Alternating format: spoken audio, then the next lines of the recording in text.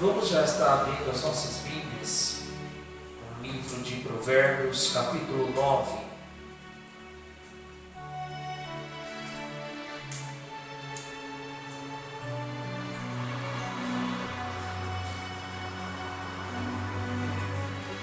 Provérbios, capítulo 9. Aleluia.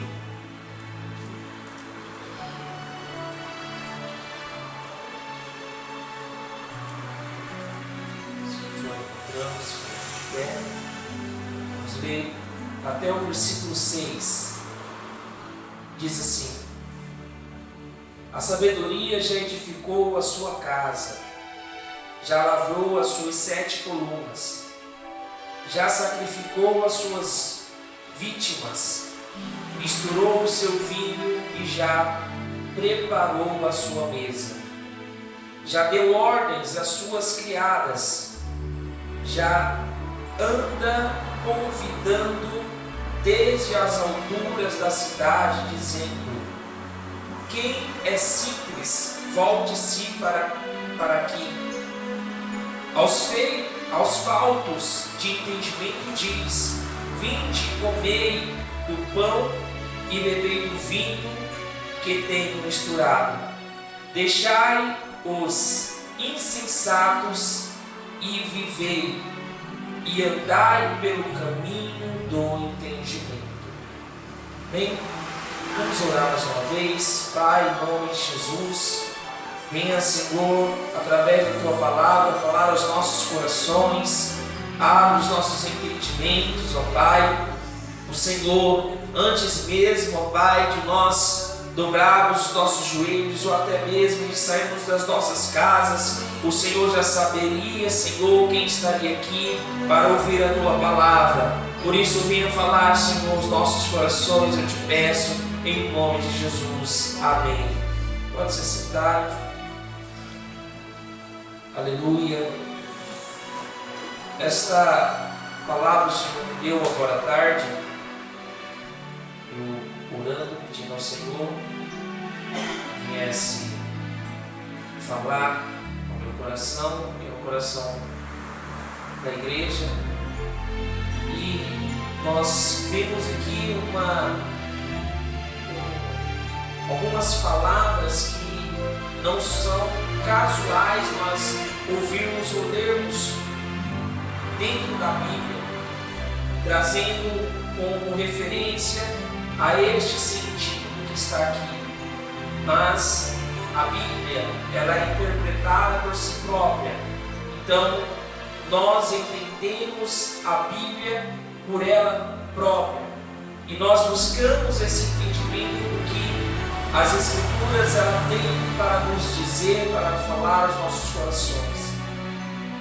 Quando Salomão ele começa a dizer aqui sobre a sabedoria, ele está falando sobre a sabedoria não do homem, mas a sabedoria de Deus. A sabedoria de Deus que fez todas as coisas. Porque se nós pegarmos pouco antes, nós iremos ver no capítulo 8, a partir do versículo 22, Salomão ele já vem citando sobre a sabedoria, sobre a criação com sabedoria que Deus fez de todas as coisas. E cada um de nós temos que buscar em Deus a sabedoria todos os dias, para que nós venhamos não vencer muitas das vezes um adversário físico, mas um adversário espiritual que muitas das vezes os nossos olhos não veem e muitas das vezes não nos traz um incômodo físico, mas um incômodo na alma, um incômodo dentro de cada um de nós. E quando Salomão ele fala aqui sobre 7 colunas, isso não quer dizer uma coluna física, mas sim algo espiritual. Porque estas 7 colunas que ele traz aqui, ele está referindo-se à criação com sabedoria em relação à sua perfeição. Como assim? Nós somos criados, a única criatura que fomos feitos, fomos nós a imagem de Deus.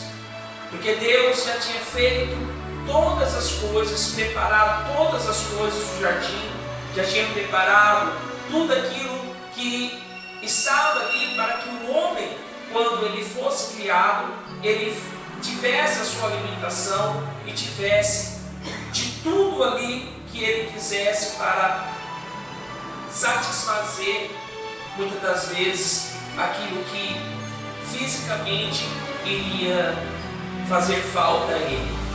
Então, essas 7 colunas representam a plenitude da sabedoria de Deus, a plenitude da perfeição de Deus. Como assim? Quando nós vemos ali em 1 Pedro, no capítulo 2, e versículo 5, Pedro ele vai dizer que nós, ele aponta para nós, vós também, como pedras vivas, sois edificados casa espiritual.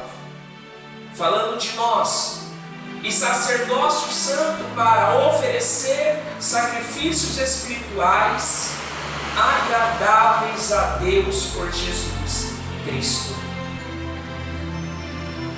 Porque nós hoje temos o direito à salvação pelo nosso Senhor e Salvador Jesus Cristo. E para isso nós somos edificados, ou seja, com a plenitude da perfeição de Deus, nós somos edificados. E esta casa aqui, que Salomão está falando, é nós que fomos edificados, para nós darmos um sacrifício agradável a Deus, um sacrifício que venha agradar ao coração de Deus, e não um sacrifício de tolo, como nós temos muitos hoje em dia fazendo, mas um sacrifício agradável a Deus, com perfeição, com sabedoria. Os versículos 2 e 3, eles vão dizer: já sacrificou as suas vítimas, misturou o seu vinho e já preparou a sua mesa, já deu ordens às suas criadas, já anda convidando desde as alturas da cidade. Ou seja, aqui nós vemos um cuidado em cada detalhe. Um cuidado no que? Através da sabedoria. Nós podemos pegar o exemplo ali da parábola das bodas, no capítulo 22 de Mateus, que quando Jesus ele começa a citar esta parábola, ele começa a dizer, a partir do versículo 2, o reino dos céus é semelhante a um certo rei que celebrou as suas bodas, as bodas do seu filho, e enviou os seus servos a chamar os convidados para as bodas, e estes não quiseram. Ou seja, era um costume dos judeus que todas as vezes, que mesmo que fosse em cima da hora, o rei determinasse uma festa e enviasse os seus servos para convidar aqueles que iriam vir para a festa, ele já preparava, já deixava preparado a vestimenta, para que a pessoa não tivesse aquela desculpa de dizer: eu não tenho determinada roupa para ir nesse banquete, eu não tenho, hoje eu não estou devidamente arrumado para ir neste banquete. Então era um dever do rei, diante de todos aqueles que estavam ao seu redor ali, deixar tudo preparado. Ou seja, se o rei tivesse que fazer uma festa determinado horário, no mesmo dia, as coisas já tinham que estar todas ali, já preparadas, para que os convidados viessem e tivessem já as suas vestes. E isso refere-se também a nós, como igreja. Por quê? Porque nós vamos ser pegos de surpresa na vida de Jesus Cristo. E como que serão as nossas vestes? Nós já sairemos daqui com as nossas vestes brancas, resplandecentes? Não. É exatamente o que Jesus Cristo ele traz aqui, quando ele fala que ele mandou os seus servos convidar todos aqueles que estavam ali. Mas nós vemos aqui o exemplo da parábola que os primeiros eles não quiseram ir. E quem são esses primeiros representados aqui? Israel. Então, o rei manda novamente os seus servos sair pelas ruas e trazer quem? Os enfermos, os doentes, os coxos, todos aqueles que eram desprezados pela sociedade. E quem era desprezado pela sociedade? Os gentios, que representam cada um de nós hoje. E nós vamos ser pegos de surpresa naquele dia. Por isso que a Bíblia diz para nós vigiarmos, para nós estarmos preparados, porque o dia do Senhor será como no piscar de olhos, será como na vinda de um ladrão. Ele não diz o momento que irá vir. Então é exatamente isso, é uma preparação nos mínimos detalhes. Quando ele diz, já ordenou as suas criadas, já anda convidando desde as alturas das cidades. Ou seja, o Evangelho ele tem convidado a todos, mas nós sabemos que nem todos têm se voltado para o Evangelho puro e genuíno. Por isso Paulo, em Romanos 10, 15, ele diz, como pregarão se não foram enviados? Como está escrito, quão formosos os pés dos que anunciam a paz, dos que anunciam coisas boas. E quais são essa paz e essas coisas boas? O Evangelho que trará esta paz e estas coisas boas. Sabemos que não é porque nós nos convertemos que hoje nós não estamos sujeitos a passarmos por dificuldades e tribulações.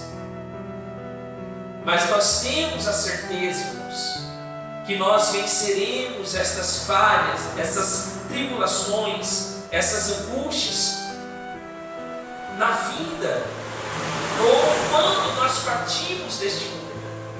Por quê? Porque nós partiremos desta vida para a glória eterna, aonde não haverá mais dor, não haverá mais choro e nem ranger de dentes. O versículo 4 diz, quem é simples, volte-se para aqui. Ou seja, um desejo de Deus, para que nós sabemos que em toda a Bíblia nós vemos sempre Deus, sempre Jesus Cristo, olhando para os desprezados. Foi assim com os gentios, foi assim quando também Deus, ele abria a madre de Penina e deixava a madre de Ana fechada, encerrada ali, como a palavra diz. Por quê? Porque Penina era a desprezada da história. Nós vemos quando Deus abria a madre de Lia e cerrava a madre de Raquel. Por quê? Porque Lia era desprezado na história. Todos aqueles que eram desprezados, Deus vinha e abençoava de alguma forma, de alguma maneira. Quais foram os beneficiados na boda do filho aqui? Foram os desprezados. Sabemos que Rebeca, Raquel, todas aquelas mulheres que outrora foram estéreis, Ana, Sara, elas chegaram a ter a bênção do Senhor e serem mães. Mas todas estas eram beneficiadas de alguma maneira fisicamente. Por isso que Jesus Cristo ele nos ensina ali em Mateus capítulo 6, que todos aqueles que derem a esmola com a mão direita, que a esquerda não ficasse sabendo. Por quê? Porque todos aqueles que faziam estas coisas no tempo de Jesus já recebiam o seu benefício. Por quê? Porque eram beneficiados pela glória dos homens. Mas todos aqueles que buscam uma glória de Deus, esperam nele, esperam em Deus. Eu vi uma frase esta semana e isso me tocou naquele momento. A frase dizia assim que a desmotivação tem sido um câncer para os filhos de Deus nos últimos dias. E muitos que estão desmotivados estão se afastando de Deus. E quando você vai perguntar para uma pessoa, muitas das vezes desmotivada, que tem se afastado de Deus, muitas dessas pessoas colocam a culpa em Beltrano, em Cicrano e nunca em si próprio. Nunca ela se olha e vê aonde ela começou a errar. E nós, irmãos, temos que olhar para dentro de cada um de nós todos os dias e fazermos uma autoanálise para vermos como estamos diante de Deus. Quando Jesus ele começa a falar ali no capítulo 11 sobre Corazim, Betsaida e Cafarnaum, de Mateus, capítulo 11 de Mateus, que ele vai até essas cidades, foram cidades onde Jesus fez muitos milagres e prodígios, e quando ele chega nessas cidades, ele é desprezado, e ele começa a dizer: ai de ti, Corazim, ai de ti, Betsaida, ai de ti, Cafarnaum. Por quê? Porque ele diz que terá menos rigor para Tiro, Sidom e Sodoma do que para essas cidades. Porque se essas cidades, Tiro, Sidom e Sodoma, tivessem os mesmos milagres que tiveram Betsaida, que tiveram Cafarnaum, que tiveram Corazim, Jesus próprio diz que eles teriam se convertidos. E Jesus ele fica muito frustrado. E em seguida, no versículo 25, ele começa a dizer, ele começa a fazer aqui um agradecimento ao Pai. E ele diz: naquele tempo, respondendo Jesus disse: graça te dou. Jesus disse: graças te dou, ó Pai, Senhor dos céus e da terra, que ocultaste estas coisas aos sábios e entendidos e a revelaste aos pequenos. Novamente, Jesus ele começa a citar os desprezados, os menores, os pequenos. Jesus novamente ele mostra o exemplo que ele estava ali por conta daqueles que eram desprezados pela sociedade. E em relação a estes que tinham essa sabedoria e este entendimento, eram aqueles que tinham a lei, mas não a colocavam em prática. E Jesus, ele sempre, irmãos, olhará pelos necessitados. Sempre Jesus olhará por aqueles que muitas das vezes passam por algum tipo de provação.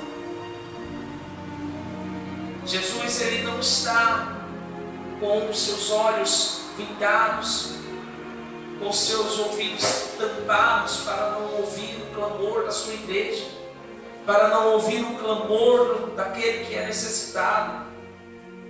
Por isso, essas coisas elas são reveladas aos necessitados.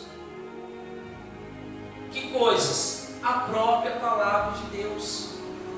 Olha o que Salomão ele fala lá no início de Provérbios.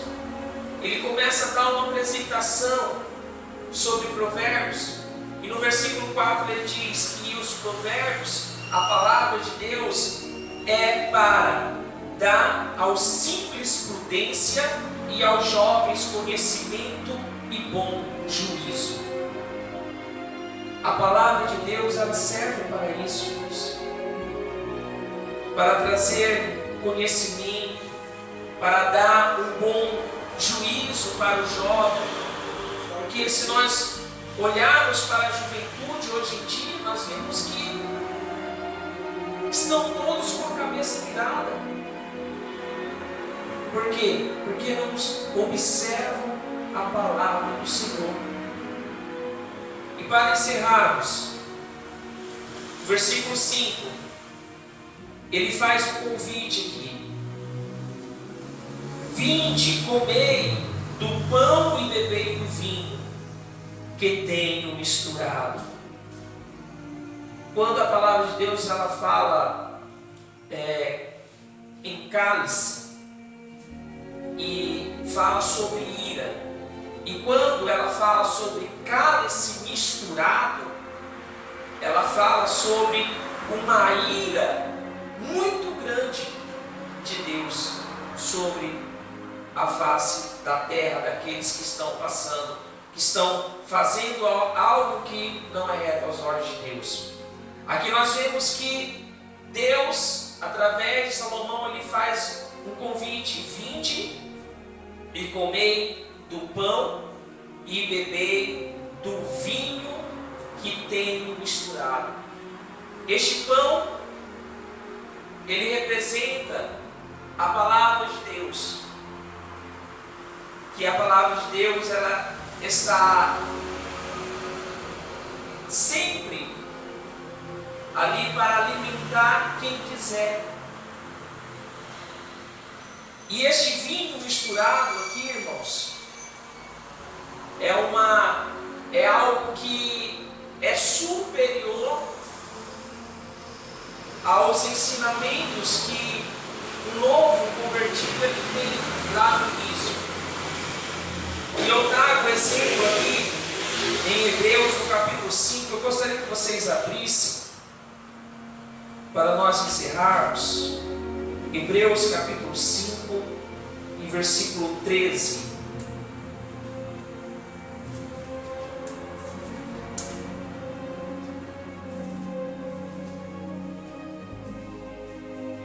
Para nós entendermos melhor o que significa este pão e este vinho misturado. Diz assim, Hebreus 5, verso 13 e 14, nós iremos ler. Porque qualquer que ainda se alimenta de leite não está experimentado na palavra da justiça porque é menino. Mas o mantimento sólido é para os perfeitos, os quais, em razão do costume, têm os sentidos experimentados para discernir tanto o bem como o mal. Quando Paulo ele fala lá em Coríntios, lá no início, sobre a igreja de Coríntios, que a igreja de Coríntios era uma igreja que tinha todos os dons, mas ele não podia falar com ele de uma maneira, ele usa também essa expressão lá, não podia dar uma comida sólida a eles, porque eles ainda eram meninos da fé, não tinham amadurecidos, não tinham sido experimentados, não sabiam discernir o bem do mal. E quantos hoje, irmãos, nós vemos que estão tantos anos na igreja e não tem esse discernimento. Então esse vinho misturado é isso. É a palavra de Deus que muitas das vezes é lançada de uma maneira que não agrada o coração daquele que não está experimentado na palavra, e a pessoa, ao invés de procurar mudança, ela vai se esfriando e se afastando dos caminhos do Senhor.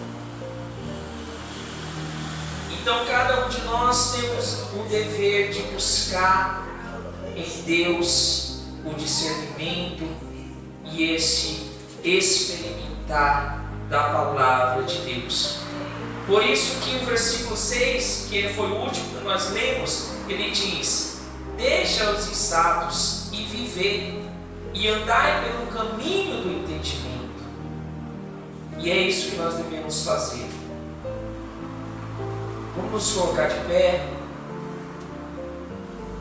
Glórias a Deus.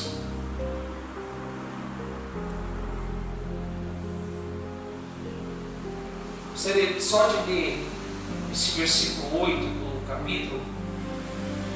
O Sérgio leu há um tempo atrás e este versículo tocou muito comigo, que diz: não repreendas o escarnecedor, para que te não aborreça.